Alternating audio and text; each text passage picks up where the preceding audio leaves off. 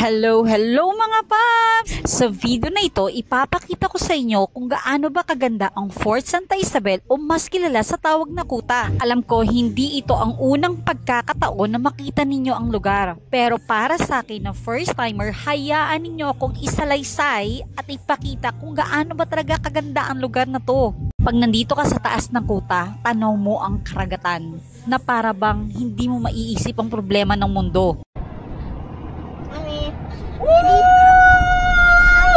Grabe yung pakiramdam mo kapag ikaw na mismo actual at personal mong napuntahan at nakita yung lugar na to. Ang lakas makapag-flashback 1970s at minsan mapapaisip ka, paano? Paano nangyari yung mga bagay na sa paningin natin ngayon ay imposibleng mangyari?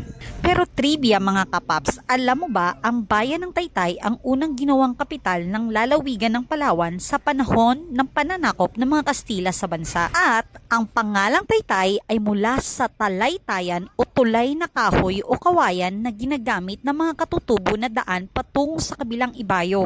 Tinawag din na Land of Promise ang Taytay dahil sa yaman nito sa agrikultura at ito ang nagligtas sa kanila sa gutom.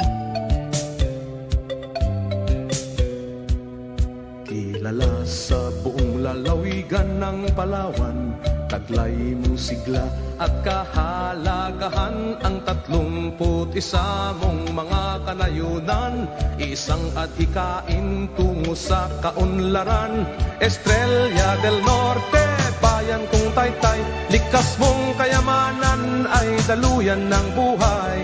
Estrella del Norte, bayan kong Taytay, ang pagmamahal sa'yo ay aking inaalay.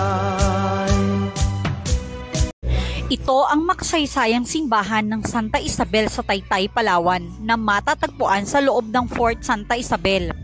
Isang kuta ng mga Kastila na itinayo noong 1667 at natapos noong 1738 upang ipagtanggol ang lugar laban sa mga pag-atake ng mga pirata.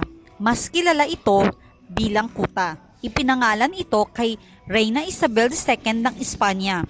Today, the area is part of the Apostolic Vicariate of Taytay established in 2002. Ang iyong mga bundok, dagat at kapatagan, dalampasigan, ilog, lawa at kagubatan, dulot ay kasiyahan sa mga dayuhan na labis ang